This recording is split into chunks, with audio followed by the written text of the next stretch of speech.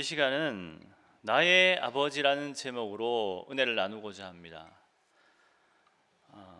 이 세상에 남자는 아이를 낳으면 모두 아버지가 됩니다.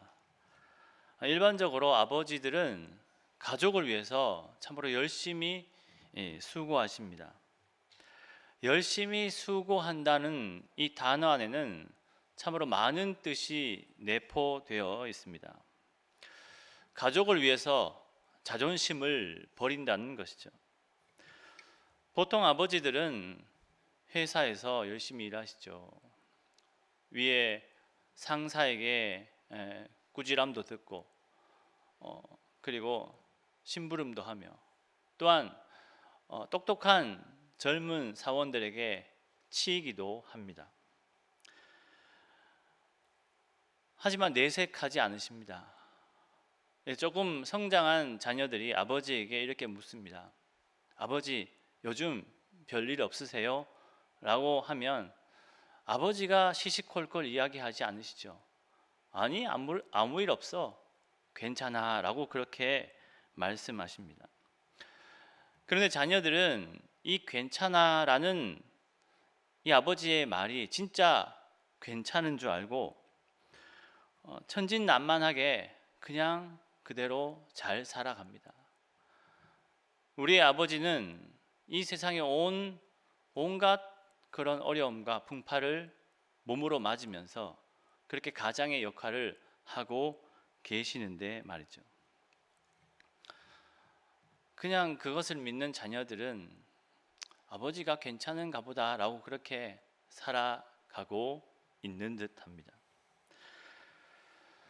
자녀가 보는 아버지에 대해서 재미있는 글이 있어서 제가 소개를 해드립니다. 이 글이 뭐냐면요, 4세에는 이렇게 아이들이 생각한다고 합니다. 아빠는 무엇이든 할 수 있어.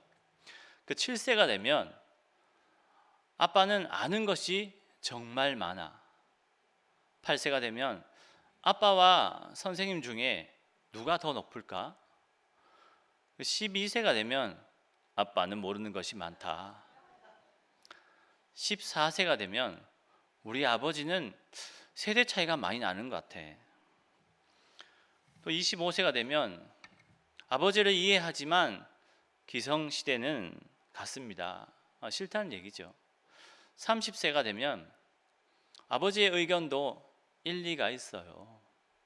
40세 되면 여보, 우리가 이 일을 결정하기 전에 아버지에게 물어봅시다. 의견을 들어봅시다 라고 한답니다. 50세가 되면 아버지는 훌륭한 분이셨어.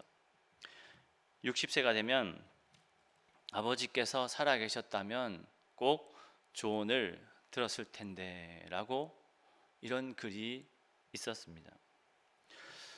아버지가 젊었을 때는 똑똑하고 지혜롭습니다. 하지만 나이가 들면 자녀들이 똑똑해질 수밖에 없습니다. 왜냐하면 이 세상의 정보를 정말 빠르게 흡수하고 저장하거든요. 그리고 그의 반면에 아버지와 부모님은 나이가 들 수밖에 없는 것이죠. 그런데 특이점은 자녀가 어릴 적보다 나이가 들었을 때 아버지를 보는 관점이 더 긍정적으로 변한다는 것입니다. 그 이유는 아들이 소년이었을 때는 모르지만 다 성장해서 아버지가 되어서 자신도 아이를 양육하게 되면 그때서야 아버지의 마음을 알기 때문이죠. 다시 말하자면 그만큼 아들은 아버지에 대해서 잘 모른다는 것입니다. 저는 아버지의 역할이나 자리에 대해서 알아보고자 함이 아닙니다. 우리가 아버지인 하나님께 늘 관심 가지잖아요. 그리고 사랑하잖아요. 근데 그만큼 우리 육신의 아버지에게 관심을 가지고 있는지, 사랑하는지, 이것을 말씀을 통해 바라보고자 하는 것입니다. 자녀는 언제나 부모에게, 특히 아버지에게 늘 달라고만 합니다. 자녀들은 원래 그렇게 생겨 먹었습니다. 예, 저도 그랬으니까요. 근데 우리의 아버지들은 최대한 그것을 자녀들의 요구를 들어주시려고 노력하십니다. 우리의 아버지들은 어쩔 땐 퉁명스럽고 또 굉장히 어색하고 또한 시큰둥하시지만 자녀들의 요구를 들어주시려고 정말 애쓰신다는 것이죠. 그렇게 자녀를 위해 사시다 보면은 이제 나이가 들어서 무릎도 아프고 그리고 몸도 약해지시고 허리도 꾸부정하게 그렇게 되십니다. 그것이 우리의 아버지이시니까요. 영상에 그 재미있는 그런 몰래 카메라가 있습니다. 한번 같이 보실까요? 영상을 한번 틀어 주십시오.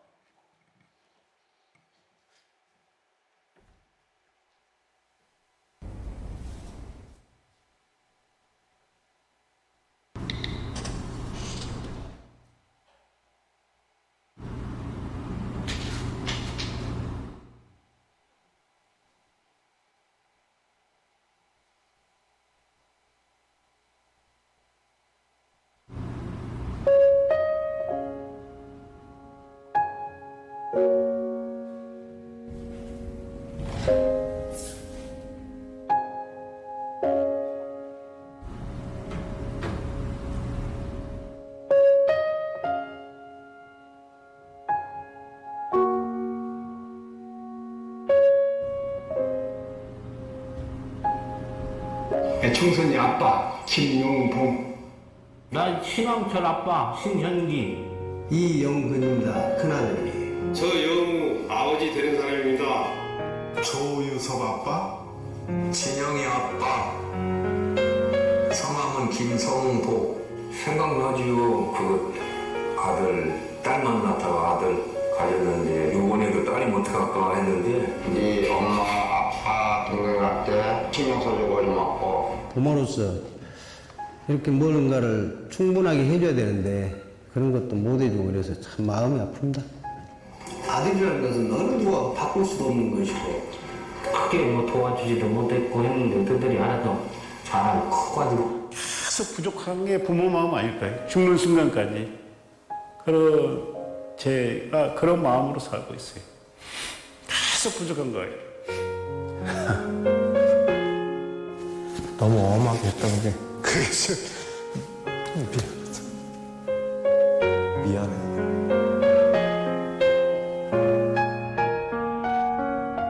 항상 내가 부족하고 항상 미안해요. 걔한테. 미안하다 참. 모든 것이 부족하고 못 가르치고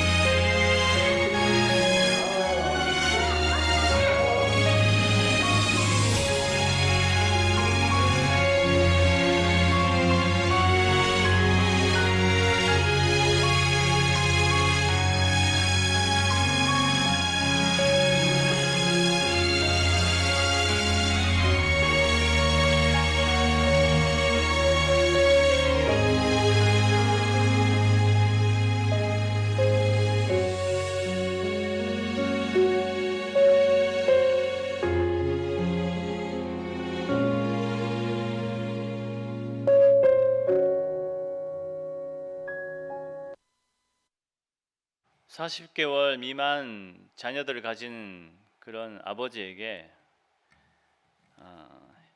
아동 학습 발달에 미치는 그런 역할이라는 제목으로 설문지를 이렇게 작성하도록 했습니다.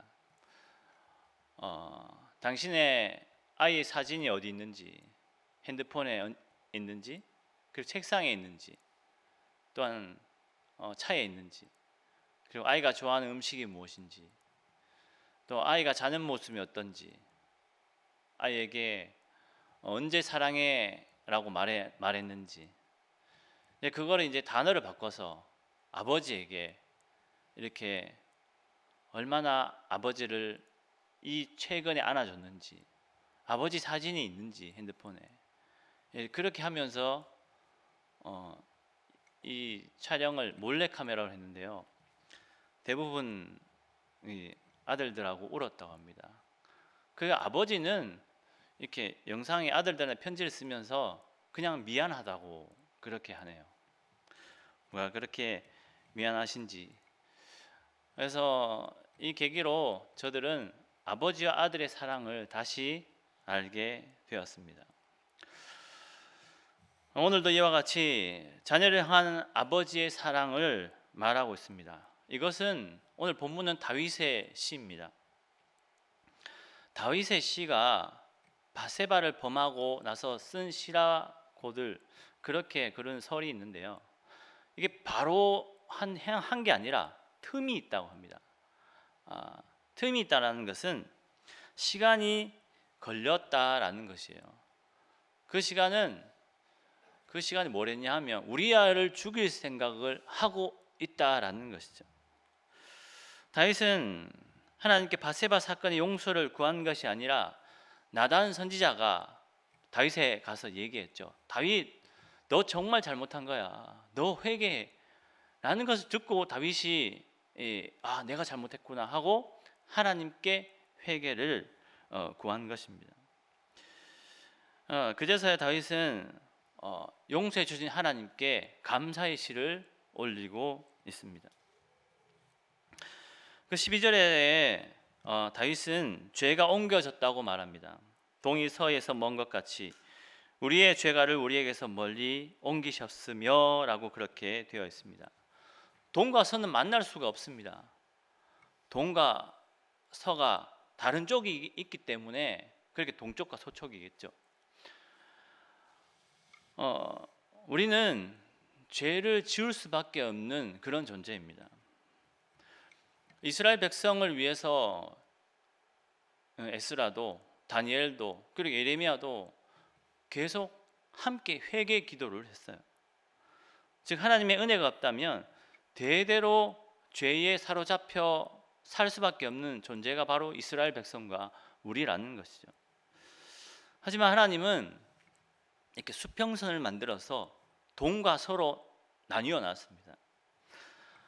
이스라엘에게 우리에게 죄를 동과 서에 이렇게 멀리 떨어뜨려 놓은 것이죠. 죄가 내 자신에게 뿌리 박히며 죄에 휘둘리지 않도록 하나님께서 역사하신 것입니다.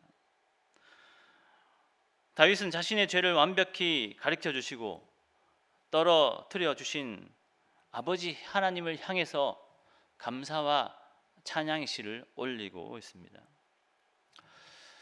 자녀된 입장에서 어머니의 사랑은 누구나 다 알고 있습니다.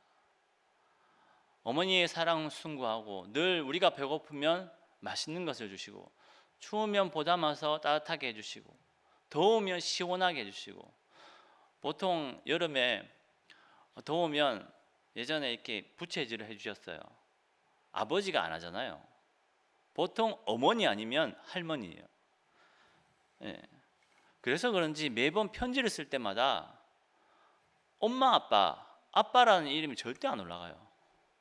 엄마부터 올라가요. 뭐든 다 엄마부터 올라가요. 그죠? 엄마의 사랑이 정말 크다라는 것은 누구나 다 알고 있는 것이죠. 근데 아버지의 사랑도 있습니다. 아버지의 사랑은 어머니의 사랑과는 다릅니다. 아버지의 사랑은 어머니의 사랑보다 포괄적이지 않지만 깊습니다. 아버지마다 조금씩 편차가 있겠지만 보통 아버지들은 자녀들이 진짜 심각한 그런 잘못을 저질렀을 때 막 이렇게 꾸중하지 않아요. 그때 오히려 이성적으로 엄마는 막 화내시죠. 근데 아버지는 괜찮다라고 그렇게 하세요. 오늘 하나님은 다윗에 대해서 분노하지 않으셨습니다. 다윗의 회개도 있었으나 하나님은 정말 엄청나게 큰 실수한 다윗에게 다시 기회를 주셨습니다. 우리 아버지들도 비슷합니다. 참으로 표현력 없고 말수도 적으시고 융통성도 잘 모르겠지만 그 가운데 자신의 것을 아끼어 자식에게 주려고 하는 마음, 그리고 자녀가 큰 사고를 쳤을 때 그 사고에 대해서 감당할 수 없고 흔들리는 그 어머니들에 대해서는, 아내들에 대해서는 조금 침착하게 하고 아버지 당신이 다 모든 것을 맡아서 하려고 하는 것이기 때문입니다. 잘 생각해 보세요. 그런 분이 아버지세요. 여러분들의 아버지도 그렇게 하셨습니다. 이것이 아버지의 사랑이 아닐까요? 이런 아버지의 사랑은 하나님에게로부터 나왔습니다. 아버지는 우리 하나님이시지만 그 모든 사랑은 이 하나님께서, 성령 하나님께서 나왔는데요, 그 넓은 아량으로 모든 것을 포용하십니다. 13절에 아버지가 자식을 긍휼히 여긴 같이 여호와께서는 자기를 경외하는 자를 긍휼히 여기시나니. 아멘. 아버지가 자녀를 긍휼히 여기시는 것은 당연하죠. 그 자신을, 하나님 자신이죠, 하나님 자신을 경외하고 따르는 자도 하나님은 긍휼히 여기신다고 그렇게 말씀하십니다. 하나님께 늦게 온 자도 일찍 온 자도 하나님의 긍휼은 변함없이 모두 품으시며 그들에게 생명을 주신다는 겁니다. 이게 바로 사랑인 것이죠. 하지만 이 세상에서 진정한 사랑은 조금씩 조금 메말라 가는 듯합니다. 아버지와 아들, 가족과의, 자녀들과의 그 사랑이 갈라지기 시작하고요. 더 안타까운 뉴스도 있고 그렇죠. 또한 하나님의 사랑으로 정말 응집되고 하나 되어야 될 교회에서도 자신의 말을 들어주지 않아, 내가 저 분을, 저 집사님을, 저 권사님을 정말 사랑했는데 어떻게 저렇게 나한테 이렇게 할 수가 있어? 라고 하며 갈등이 생길 수도 있고, 작은 오해로 인해서 이 사랑이 금이 가고 그리고 언성이 높아져서 불편한 관계가 되죠. 불편한 관계에서 끝나고 세월이 지나가면 이게 다시 성령의 역사로 하나 되어야 되는데, 그 불편해지면 교회를 안 나오시는 분들도 다른 교회에서 봤어요. 결국은 다른 교회로 가시더라고요. 그것을 보면 참으로 가슴이 아픈 적이 있습니다. 이렇게 연합하지 못한 것은 우리가 아버지 하나님의 사랑을 한쪽으로 믿고 형식적으로 이해하고 받아들이며 자신의 입장에서 타인을 사랑하고 있는 것입니다. 과연 아버지 하나님이 주신 사랑이 무엇일까요? 하나님의 사랑은 육체적인 사랑, 어떤 에로스도 아니고 동료들과의 사랑, 필리아, 그것을 넘어서는 것입니다. 그것이 바로 아가페의 사랑인 것이죠. 하지만 그것은 우리가 겨우 가늠할 수 있는 그런 사랑입니다. 하나님의 사랑은 우리가 상상하는 그 이상입니다. 하나님의 사랑과 부모님의 사랑이 동등하다고 어떤 분들은 그렇게 이야기하십니다. 정확하게 말하자면 그것은 틀린 겁니다. 하나님의 사랑은 한계가 없습니다. 그 사랑은 나 자신, 우리 자신뿐만이 아니라 보이는 것과 보이지 않는 것과 사물부터 우주에 포함한 모든 것을 사랑하시는 그 사랑입니다. 그리고 아버지의 하나님의 사랑은 변하지 않습니다. 그 앞에 언제나라는 것이 늘 그 단어가 포함되어 있습니다. 우리는 그런 위대한 아버지의 하나님을 믿고 있습니다. 우리가 일반적으로 하나님의 사랑을 한쪽으로 이해하고 치우치며 사랑할지라도 하나님은 이런 우리마저도 그렇게 사랑해 주십니다. 왜냐하면 우리의 모든 것을 아시는 전능하신 아버지 하나님이시니까요. 그래서 14절에 보면 이렇게 말씀하고 계십니다. 이는 그가 우리의 체질을 아시며 우리가 단지 먼지뿐임을 기억하심이로다. 아멘. 하나님은 우리를 알고 계시죠. 사람마다 다 체질이 다릅니다. 붕어빵을 먹는데도 머리, 몸통, 꼬리 다 다르죠. 그리고 내성적인 사람도 있고, 그리고 외향적인 사람도 있고, 한의학에서 태양인, 태음인, 소양인, 소음인 이렇게 네 가지 체질이지만 더 세분화할 수 있도록 그렇게 되어 있다고 합니다. 그만큼 이렇게 체질이 다르다라는 것이죠. 자신이 생각하고 있는 내포되는 그 마음가짐도 다 다른 것인데요. 하지만 같은 것이 있습니다. 자녀들에 대한 그런 생각이죠. 자녀들이 결혼해서 가정을 잘 꾸렸으면 좋겠다. 어려움 없이 손녀들이 잘 자랐으면 좋겠다. 그리고 우리 가족 전체가 건강했으면 좋겠다. 그건 다 같습니다. 또한 이런 것도 있죠. 물질적으로 어렵지 않았으면 좋겠다. 다른 사람보다 내가 높은 데 있었으면 좋겠다. 이것도 같다라는 거죠. 이것은 본질인데요. 이 본질은 비슷하다라는 것입니다. 따라서 이렇게 자신을 초월하지 못하고 갇혀 있기에 먼지 같은 존재라는 겁니다. 우리 자체가 흙으로 만들어진 것이죠. 흙의 성분을 넘지 못하고 있습니다. 우리는 의인도 선인도 아무것도 아닙니다. 그저 한낱 먼지에 불과합니다. 참으로 보잘것없는 그런 죄된 인간이지만 우리가 아버지 하나님의 사랑과 은혜 안에 사는 피조물임을 늘 기억하며 살 때 그나마 안타까운 본질이 올라오지 않을 것입니다. 오늘 아버지에 대해서 이렇게 말씀드렸는데 이제 말씀을 좀 마치려고 합니다.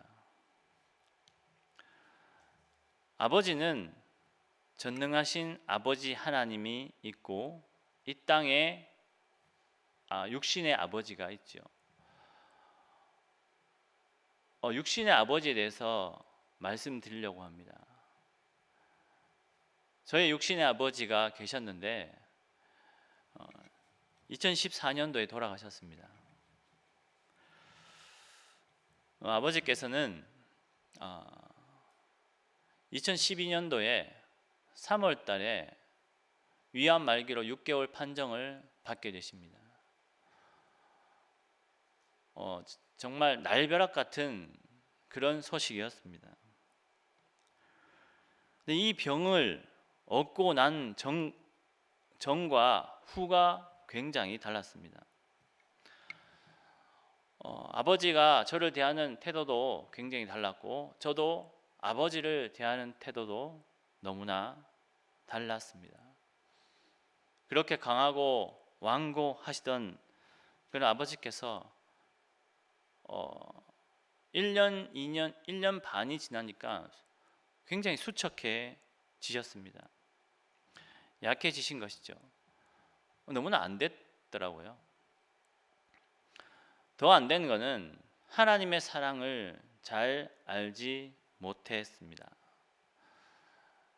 이 병이 엇기 전까지는 우리 아버지는 가족의 안위보다는 자신의 안위를 더 생각하고 가족보다는 스스로를 더, 그 당신을 더 생각하는 분이셨습니다. 그러나 아프신 후로는 그것이 바뀌기 시작했습니다. 먼저 하나님 앞에 무릎 꿇기 시작하셨어요.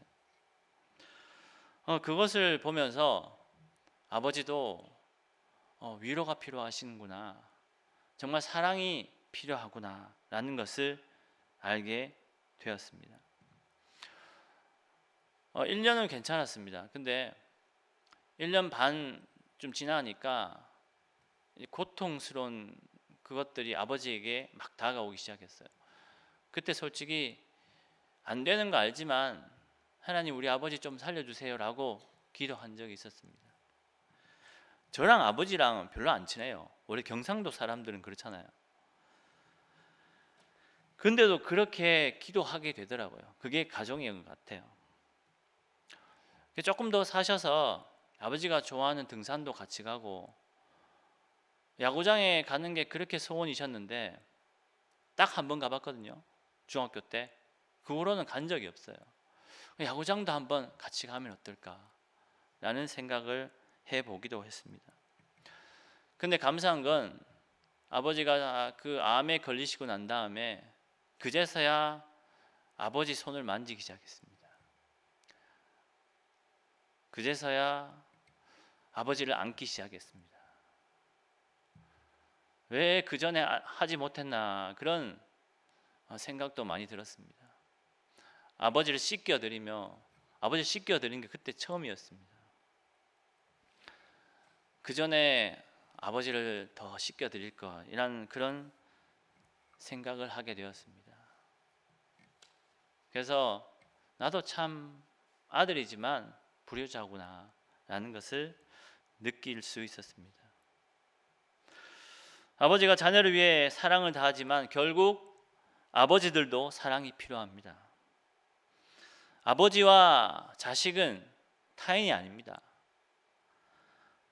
바로 자신이며 하나이기 때문입니다. 그래서 아버지는 자식을 버릴 수가 없고 멸망으로 가는 자식을 그냥 두지 않는다라는 것이죠.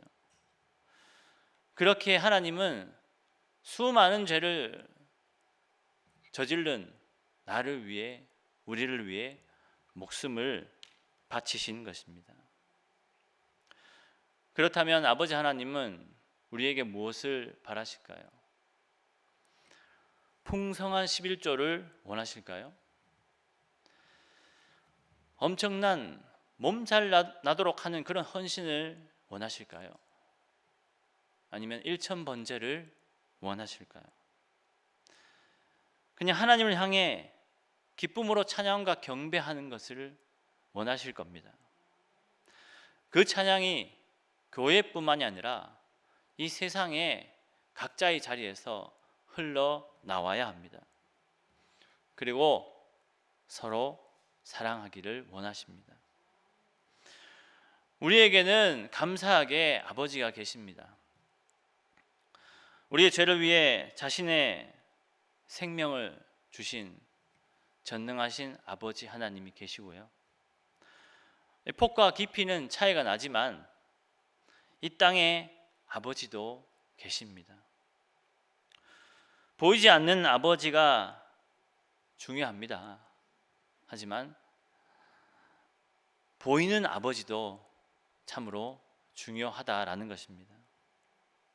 왜냐하면 하나님께서 부모를 공경하라고 십계명에 그렇게 명하셨고 누구나 세월이 가면 아버지가 되고 어머니가 되어서 약해짐으로 하나님께 가기 때문입니다. 아무쪼록 우리의 생명을 살리기 위해 자신을 희생하신 아버지 하나님은 물론 가족을 위해 모든 것을 헌신하시고 수고하신 이 땅의 아버지들의 얼굴에 기쁨의 미소가 지어질 수 있도록 효를 다하는 저와 성도 여러분들 되시길 간절히 소망합니다. 네, 기도하겠습니다.